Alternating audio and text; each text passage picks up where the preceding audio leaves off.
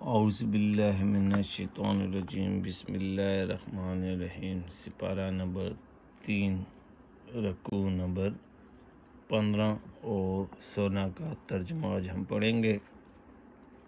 اللہ پاک سے دعا ہے کہ اللہ پاک ہمارا پڑھنا آپ کا سننا قبول فرمائے اور اس پہ ہم سب کو عمل کی توفیق دے۔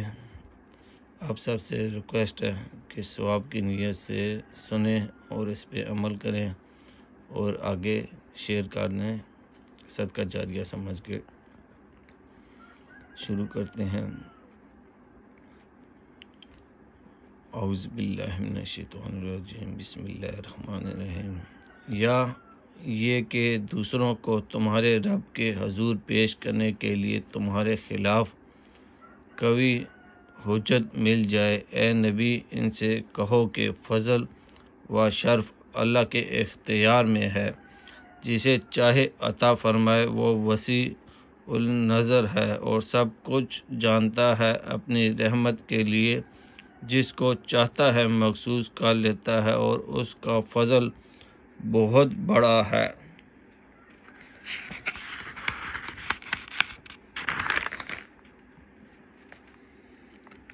اہل کتاب میں کوئی تو ایسا ہے کہ اگر تم اس کے اعتماد پر مال و دولت کا ایک ڈھیر بھی دے دو تو وہ تمہارا مال تمہیں ادا کر دے گا، اور کسی کا حال یہ ہے کہ اگر تم ایک دینار کے معاملے میں بھی اس پر بھروسہ کرو تو وہ ادا نہ کرے گا، الا یہ کہ تم اس کے سر پر سوار ہو جاؤ۔ ان کی اس اخلاقی حالت کا سبب یہ ہے کہ وہ کہتے ہیں امیوں غیر یہودی لوگوں کے معاملے میں ہم پر کوئی مواخذہ نہیں ہے، اور یہ بات وہ محض جھوٹ گھڑ کر اللہ کی طرف منسوب کرتے ہیں، حالانکہ انہیں معلوم ہے کہ اللہ نے ایسی کوئی بات نہیں فرمائی۔ آخر کیوں ان سے باس پرس نہ ہوگی؟ جو بھی اپنے عہد کو پورا کرے گا اور برائی سے بچ کر رہے گا وہ اللہ کا محبوب بنے گا، کیونکہ پرہیزگار لوگ اللہ کو پسند رہے ہیں۔ وہ لوگ جو اللہ کے عہد اور اپنی قسموں کو تھوڑی قیمت پر بیچ ڈالتے ہیں تو ان کے لیے آخرت میں کوئی حصہ نہیں۔ اللہ قیامت کے روز ان سے بات کرے گا، نہ ان کی طرف دیکھے گا اور نہ انہیں پاک کرے گا، بلکہ ان کے لیے تو سخت دردناک سزا ہے۔ ان میں کچھ لوگ ایسے ہیں جو کتاب پڑھتے ہوئے اس طرح زبان کا الٹ پھیر کرتے ہیں کہ تم سمجھو جو کچھ وہ پڑھ رہے ہیں وہ کتاب ہی کی عبارت ہے، حالانکہ وہ کتاب کی عبارت نہیں ہوتی۔ وہ کہتے ہیں کہ یہ جو کچھ ہم پڑھ رہے ہیں یہ خدا کی طرف سے ہے، حالانکہ وہ خدا کی طرف سے نہیں ہوتا۔ وہ جان بوجھ کر جھوٹ بات اللہ کی طرف منسوب کر دیتے ہیں۔ کسی انسان کا یہ کام نہیں ہے کہ اللہ تو اس کو کتاب اور حکم اور نبوت عطا فرمائے اور وہ لوگوں سے کہے کہ اللہ کے بجائے تم میرے بندے بن جاؤ۔ وہ تو یہی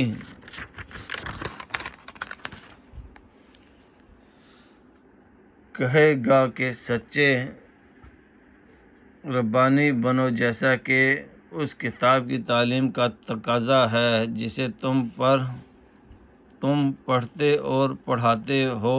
وہ تم سے ہرگز یہ نہ کہے گا کہ فرشتوں کو یا پیغمبروں کو اپنا رب بنا لو۔ کیا یہ ممکن ہے کہ ایک نبی تمہیں کفر کا حکم دے جبکہ تم مسلم ہو؟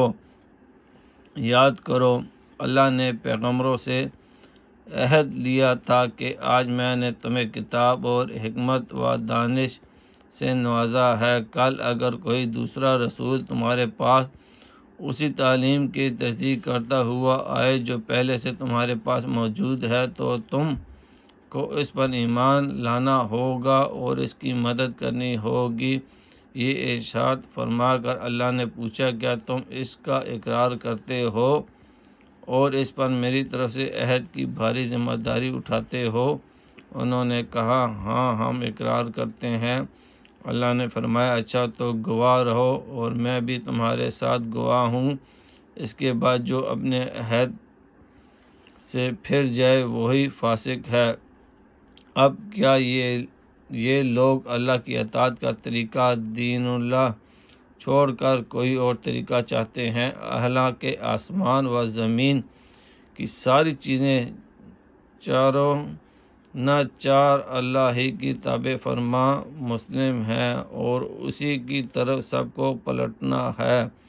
اے نبی صلی اللہ علیہ وآلہ وسلم کہو کہ ہم اللہ کو مانتے ہیں، اس تعلیم کو مانتے ہیں جو ہم پر نازل کی گئی ہے، ان تعلیمات کو بھی مانتے ہیں جو ابراہیم، اسماعیل، اسحاق، یعقوب اور اولاد یعقوب پر نازل ہوئی تھی، اور ان ہدایات پر بھی ایمان رکھتے ہیں جو موسیٰ اور عیسیٰ اور دوسرے پیغمبروں کو ان کے رب کی طرف سے دی گئی، ہم ان کے درمیان فرق نہیں کرتے۔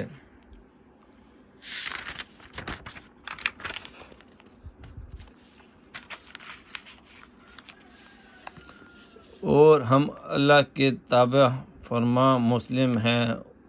اس فرما برداری اسلام کے سوا جو شخص کوئی اور طریقہ اختیار کرنا چاہے اس کا وہ طریقہ ہرگز قبول نہ کیا جائے گا اور آخرت میں وہ ناکام و نامراد رہے گا۔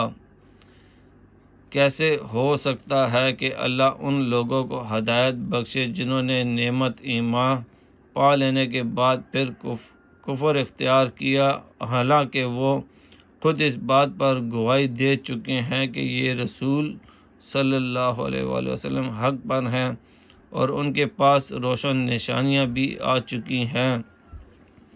اللہ ظالموں کو تو ہدایت نہیں دیا کرتا، ان کے ظلم کا صحیح بدلہ یہی ہے کہ ان پر اللہ اور فرشتوں اور تمام انسانوں کی پھٹکار رہے، اسی حالت میں وہ ہمیشہ رہیں گے، نہ ان کی سزا میں تخفیف ہوگی اور نہ انہیں مہلت دی جائے گی۔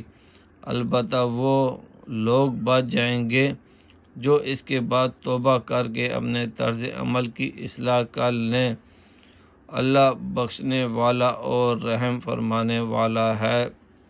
مگر جن لوگوں نے ایمان لانے کے بعد کفر اختیار کیا پھر اپنے کفر میں بڑھتے چلے گئے، ان کی توبہ ہرگز قبول نہ ہوگی، ایسے لوگ تو پکے گمراہ ہیں۔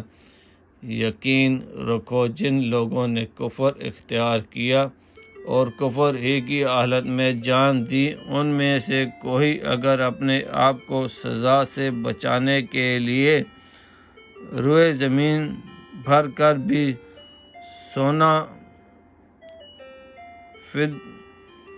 فدیے میں دے تو اسے قبول نہ کیا جائے گا، ایسے لوگوں کے لیے دردناک سزا تیار ہے اور وہ اپنا کوئی مددگار نہ پائیں گے۔